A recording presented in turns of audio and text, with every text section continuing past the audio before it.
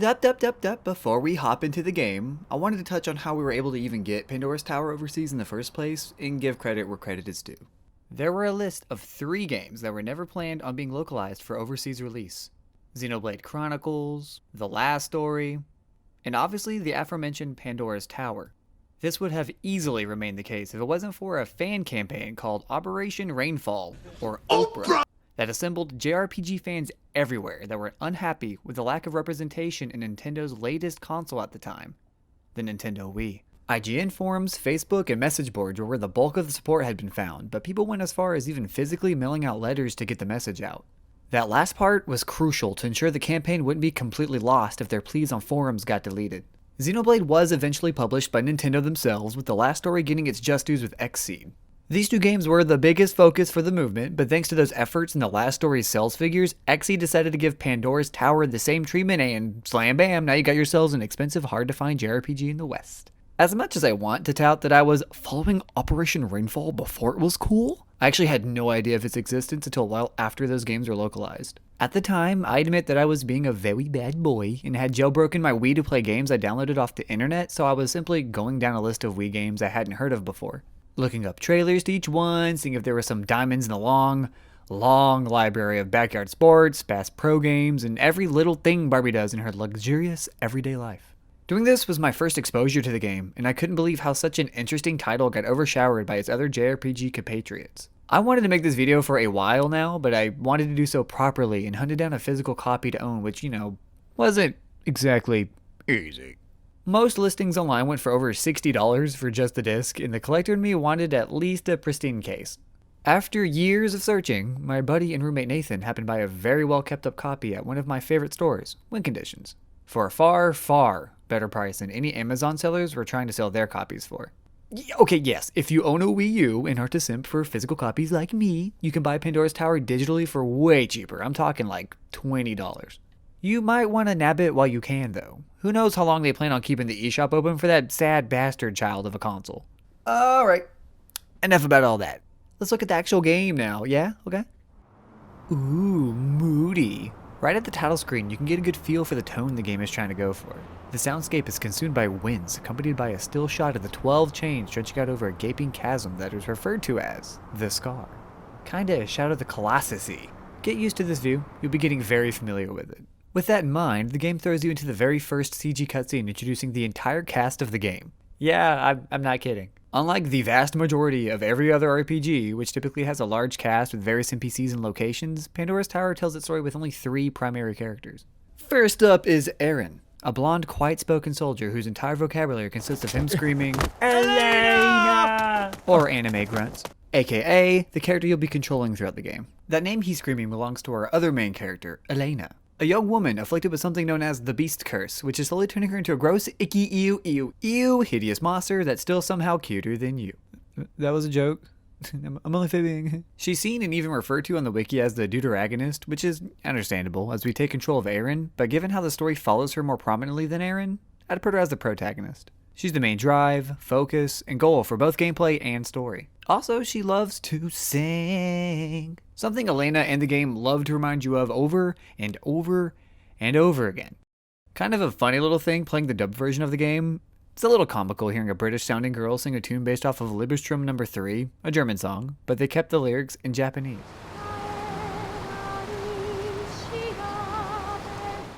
Our third and final character is Mavda, a mysterious old woman that carries her husband around on her back. I know some of you are going to give me shit for not including him as a character and upping the main cast to 4, but he speaks in gibberish and offers nothing to conversations outside of whatever this is. No diss on him, of course. Dude talks just as little as Aaron, so, fair enough. That old bitch fulfills a lot of roles in the game, but not only being the one that informs the 2 on how to lift the beast curse, but also leading them to the observatory, which is like the main hub, and acting as their shopkeeper/blacksmith.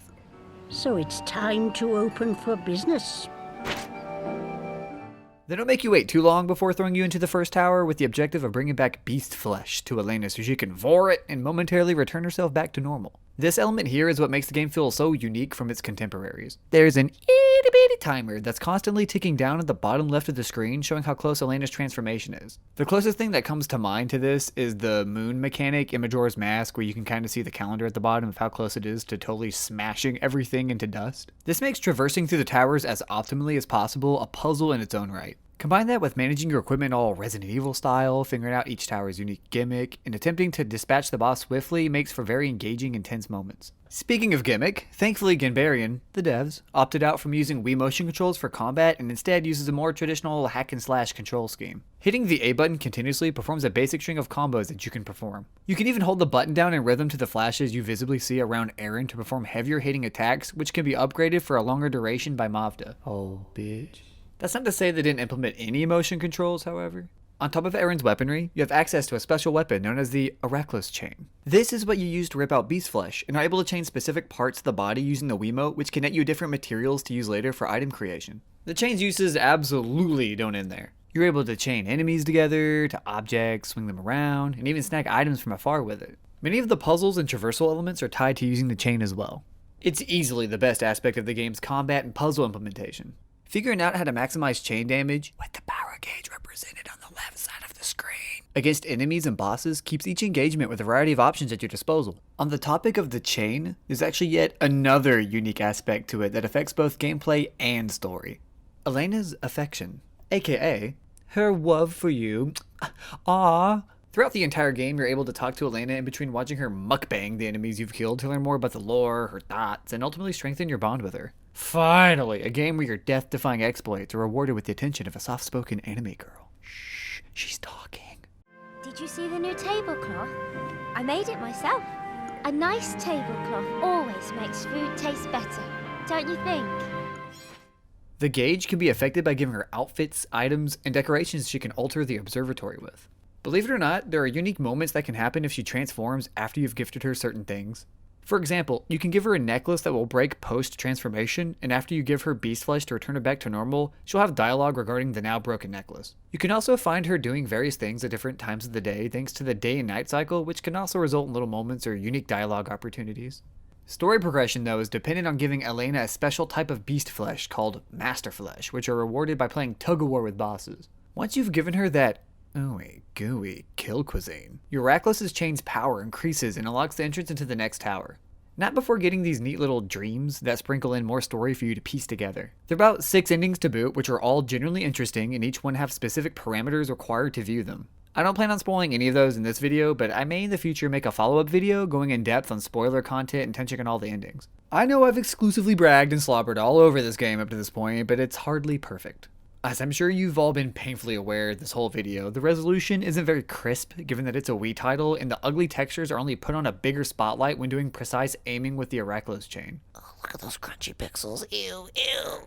Some games would sacrifice image fidelity for a more stable frame rate, so you think looking at Pandora's Tower would be a smooth 30 given the obvious concession it's made with the visuals, but nope. Frame dips are common while running around in the towers, and for some reason, especially if Elena is outside the observatory hanging up laundry, the game just chugs. I think it's praiseworthy the amount of effort put into making sure you would care for Elena, and I think they succeeded. A little too well.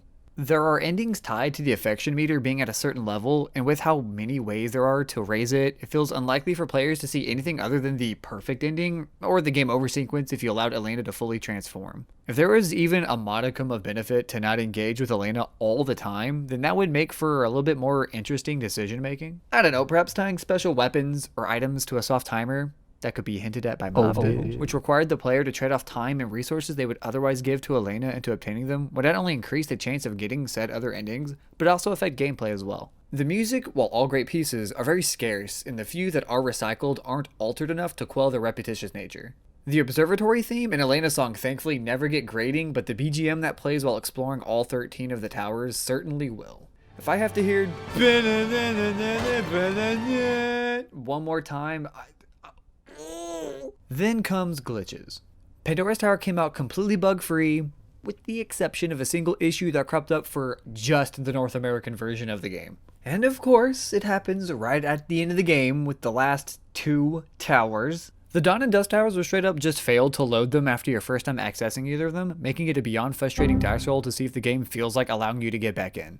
I'm fairly sure it stems from the fact that the towers are able to access one another unlike every other one in the game, so it just kind of has to load them all at the same time, which wigs the game out.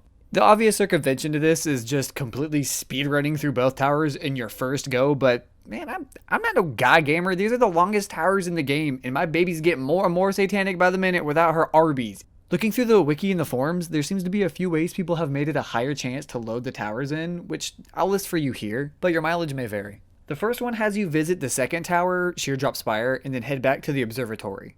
Once you're there, linger at the edge where you're able to access the tower list and wait for Aaron's animations to halt with the exception of his cape blowing in the wind. This presumably gives the game time to load so you're able to enter the Dusk Tower. The other one involves you keeping beast flesh in your inventory when entering the 12th tower, but let it dry out and keep it on you the whole time while you're going through both towers. I really have no clue why this has any bearing on whether or not the Dawn or Dusk Towers load, but if it works, it works.